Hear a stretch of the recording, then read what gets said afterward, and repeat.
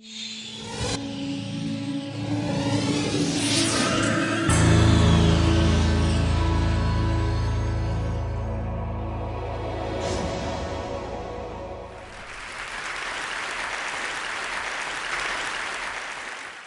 morning.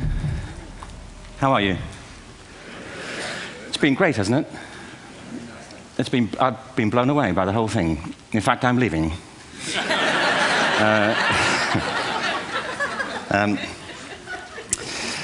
There have been three themes, haven't there, running through the conference, which are relevant to what I want to talk about. One is the extraordinary evidence of human creativity in all of the presentations that we've had and in all the people here. Just the variety of it and the range of it. The second is that it's put us in a place where we have no idea what's going to happen in terms of the future. No idea how this may play out. I have an interest in education. Actually, what I find is everybody has an interest in education. Don't you? I find this very interesting. If you're at a dinner party and you say you work in education, actually, you're not often at dinner parties, frankly, if you work in education. You're not asked, you know, and you're never asked back, curiously. That's I think it strikes me. But if you are, and you say to somebody, they say, what do you do? And you say, you work in education, you can see the blood run from their face. They think, oh my God, you know, why me? It's my one night out all week. But if you ask people about their education, they pin you to the wall. Because it's one of those things that goes deep with people. Am I right? Like religion and money and other things. So I have a big interest in education, and I think we all do. We have a huge vested interest in it, partly because it's education that's meant to take us into this future that we can't grasp. If you think of it, children starting school this year will be retiring in 2065. Nobody has a clue, despite all the expertise that's been on parade for the past 4 days, what the world will look like in 5 years' time. And yet we're meant to be educating them for it. So the unpredictability, I think, is extraordinary. And the third part of this is that we've all agreed, nonetheless, on the really extraordinary capacities that children have, their capacities for innovation. I mean, Serena last night was a marvel, wasn't she? Just seeing what she could do. And she's exceptional, but I think she's not, so to speak, exceptional in the whole of childhood. What you have there is a person of extraordinary dedication who found a talent. And my contention is all kids have tremendous talents, and we squander them pretty ruthlessly. So I want to talk about education, and I want to talk about creativity. My contention is that creativity now is as important in education as literacy, and we should treat it with the same status. Thank you.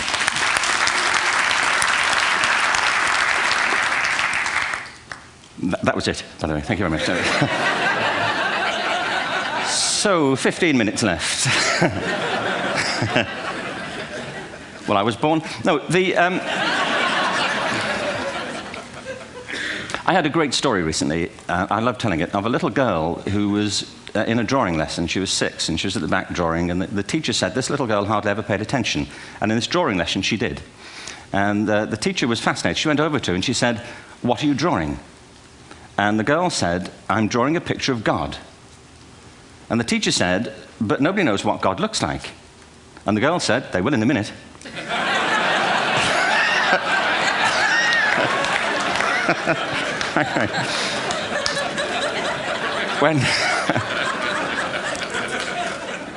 When my son was 4 in England, actually he was 4 everywhere, to be honest. I mean, if we're being strict about it, wherever he went, he was 4 that year. But he was in the Nativity play. Do you remember the story? No, it was big. It was a big story. Mel Gibson did the sequel. You may have seen it. I don't know. It was Nativity 2. But James got the part of Joseph, which we were thrilled about. We consider this to be one of the lead parts. We had the place crammed full of agents in T-shirts, you know. James Robinson is Joseph. He didn't have to speak, but do you know the bit where the 3 kings come in? They come in bearing gifts, and they bring gold, frankincense, and myrrh. This really happened. We're sitting there, and they, I think, just went out of sequence. Because we talked to the little boy afterwards and said, you know, are you okay with that? And they said, yeah, why was that wrong? They just switched, I think that was it. Anyway, the 3 boys came in, little 4-year-olds with tea towels on their heads, and they put these boxes down. The first boy said, "I bring you gold."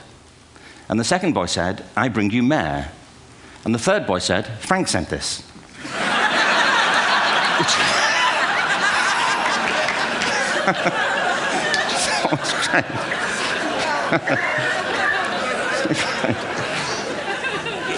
What these things have in common, you see, is that kids will take a chance. If they don't know, they'll have a go. Am I right? They're not frightened of being wrong. Now, I don't mean to say that being wrong is the same thing as being creative. What we do know is, if you're not prepared to be wrong, you'll never come up with anything original. If you're not prepared to be wrong. And by the time they get to be adults, most kids have lost that capacity. They have become frightened of being wrong. And we run our companies this, by the way. We stigmatize mistakes. And we're now running national education systems where mistakes are the worst thing you can make. And the result is that we are educating people out of their creative capacities. Picasso once said this. He said that all children are born artists. The problem is to remain an artist as we grow up. I believe this passionately, that we don't grow into creativity, we grow out of it. Or rather, we get educated out of it. So why is this?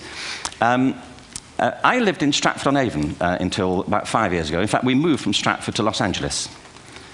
So you can imagine what a seamless transition this was from LA. Actually, we lived in a place called Snitterfield, just outside Stratford, which is where Shakespeare's father was born. Are you struck by a new thought? I was.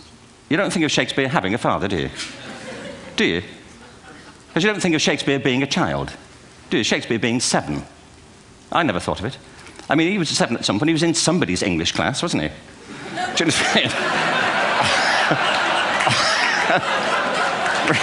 Really? How annoying would that be?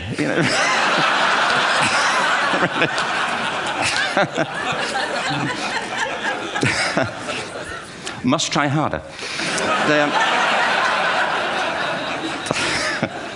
Being sent to bed by his dad to Shakespeare. Go to bed now, to William Shakespeare, and put the pencil down, and stop speaking like that. It's confusing everybody.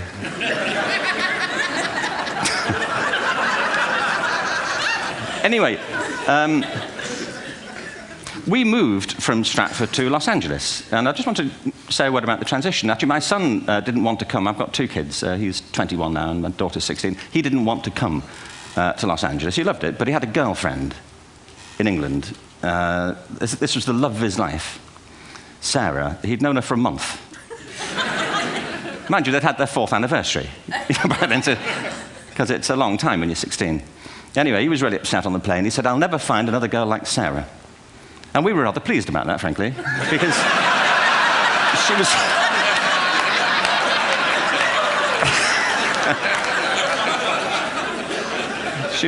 she was the main reason we were leaving the country.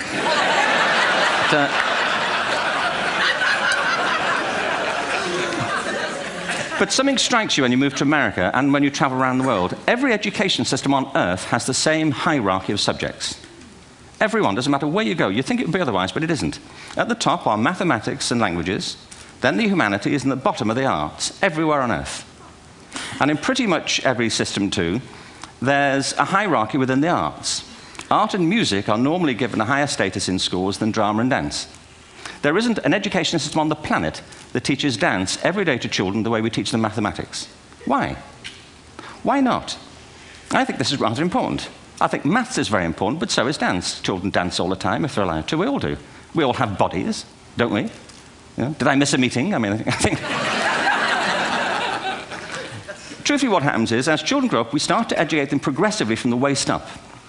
And then we focus on their heads, and slightly to one side.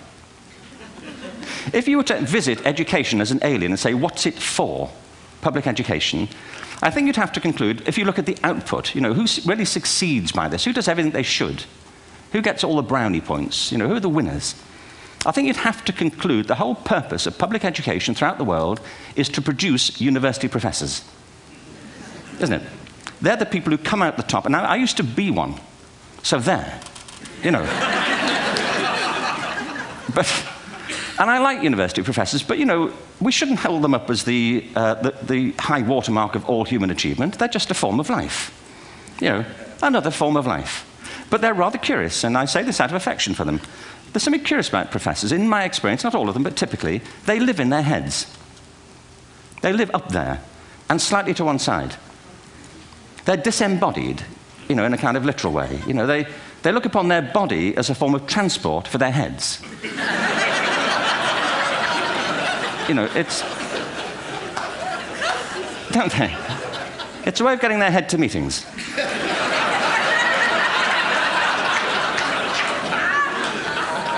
If you want real evidence of out-of-body experiences, by the way, get yourself along to a residential conference for senior academics and pop into the discotheque on the final night. And there you will see it, grown men and women writhing uncontrollably off the beat, waiting to end so they can go home and write a paper about it. Now, our education system is predicated on the idea of academic ability. And there's a reason. The whole system was invented around the world. There were no public systems of education really before the 19th century. They all came into being to meet the needs of industrialism. So the hierarchy is rooted on two ideas. Number one, that the most useful subjects for work are at the top. So you were probably steered benignly away from things at school when you were a kid, things you liked, on the grounds you would never get a job doing that. Is that right? Don't do music, you're not going to be a musician. Don't do art, you won't be an artist. Benign advice. Now, profoundly mistaken. The whole world is engulfed in a revolution. And the second is academic ability, which has really come to dominate our view of intelligence because the universities designed the system in their image. If you think of it, the whole system of public education around the world is a protracted process of university entrance. And the consequence is that many highly talented, brilliant, creative people think they're not, because the thing they were good at school wasn't valued or was actually stigmatized. And I think we can't afford to go on that way. In the next 30 years, according to UNESCO, more people worldwide will be graduating through education than since the beginning of history. More people. And it's the combination of all the things we've talked about, technology and its transformational effect on work, and demography and the huge explosion in population. Suddenly, degrees aren't worth anything. Isn't that true? When I was a student, if you had a degree, you had a job. If you didn't have a job, it's because you didn't want one. And I didn't want one, frankly. So, but now, kids with degrees are often heading home to carry on playing video games because you need an MA, where the previous job required a BA, and now you need a PhD for the other. It's a process of academic inflation, and it indicates the whole structure of education is shifting beneath our feet. We need to radically rethink our view of intelligence. We know three things about intelligence. One, it's diverse. We think about the world in all the ways that we experience it. We think visually, we think in sound, we think kinesthetically, we think in abstract terms, we think in movement. Secondly, intelligence is dynamic. If you look at the interactions of a human brain, as we heard yesterday from a number of presentations, intelligence is wonderfully interactive. The brain isn't divided into compartments. In fact, creativity, which I define as the process of having original ideas that have value, more often than not, comes about through the interaction of different disciplinary ways of seeing things. The brain is intentionally... By the way, there's a shaft of nerves that joins the two halves of the brain called the corpus callosum. It's thicker in women. Following on from Helen yesterday, I think this is probably why women are better at multitasking. Because you are, aren't you? There's a raft of research, but I know it from my personal life. If my wife is cooking a meal at home, which is not often, thankfully, but if she's doing...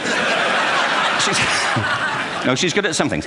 But if she's cooking, she's dealing with people on the phone, she's talking to the kids, she's painting the ceiling, she's doing open heart surgery over here.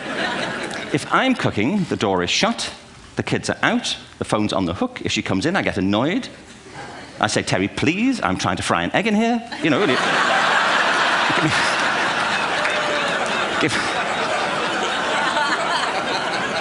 Give me a break. Actually, there was do you know that old philosophical thing? If a tree falls in a forest and nobody hears it, did it happen? Remember that old chestnut? I saw a great T-shirt, really, recently, which said, if a man speaks his mind in a forest and no woman hears him, is he still wrong?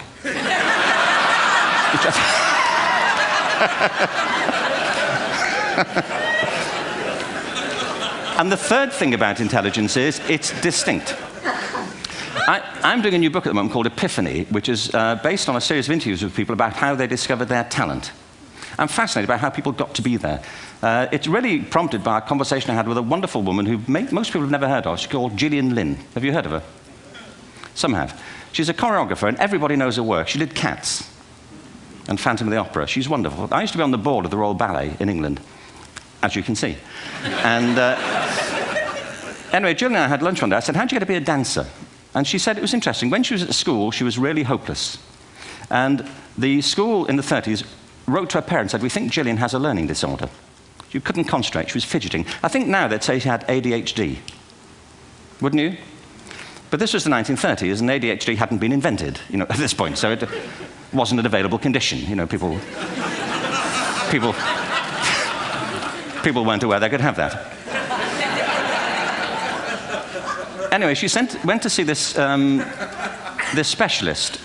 So this oak-panelled room, and she was there with her mother, and she was led and sat on this chair at the end, and she sat on her hands for 20 minutes while this man talked to her mother about all the problems Gillian was having at school. And at the end of it, because she was disturbing people, her homework was always late and so on, little kid of 8, in the end, the doctor went and sat next to Gillian and said, Gillian, I've listened to all these things that your mother's told me. I need to speak to her privately. So he said, wait here, we'll be back. We won't be very long. And they went and left her. But as they went out the room, he turned on the radio that was sitting on his desk. And when they got out the room, he said to her mother, just stand and watch her. And the minute they left the room, she said she was on her feet, moving to the music. And they watched for a few minutes, and he turned to her mother, and he said, Mrs. Lynn, Gillian isn't sick. She's a dancer. Take her to a dance school. I said, what happened? He said, she did. I can't tell you how wonderful it was. We walked in this room, and it was full of people like me. People who couldn't sit still. People who had to move to think. Who had to move to think. They did ballet, they did tap, they did jazz, they did modern, they did contemporary. She was eventually auditioned for the Royal Ballet School. She became a soloist. She had a wonderful career at the Royal Ballet. She eventually graduated from the Royal Ballet School, found her own company, the Gillian Dance Company, met Andrew Lloyd Webber. She's been responsible for some of the most successful musical theatre productions in history. She's given pleasure to millions, and she's a multi-millionaire. Somebody else might have put her on medication and told her to calm down. Now, I think...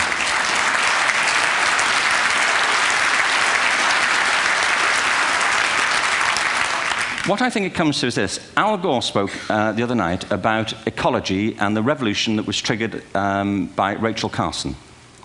I believe our only hope for the future is to adopt a new conception of human ecology, one in which we start to reconstitute our conception of the richness of human capacity. Our education system has mined our minds in the way that we've strip-mined the earth for a particular commodity, and for the future, it won't serve us. We have to rethink the fundamental principles on which we're educating our children. There was a wonderful quote by Jonas Salk, who said, if all the insects were to disappear from the earth, within 50 years, all life on earth would end. If all human beings disappeared from the earth, within 50 years, all forms of life would flourish. And he's right. What TED celebrates is the gift of the human imagination. We have to be careful now that we use this gift wisely and that we avert some of the scenarios that we've talked about. And the only way we'll do it is by seeing our creative capacities for the richness they are and seeing our children for the hope that they are. And our task is to educate their whole being so they can face this future. By the way, we may not see this future, but they will. And our job is to help them make something of it. Thank you very much. Bravo. Here.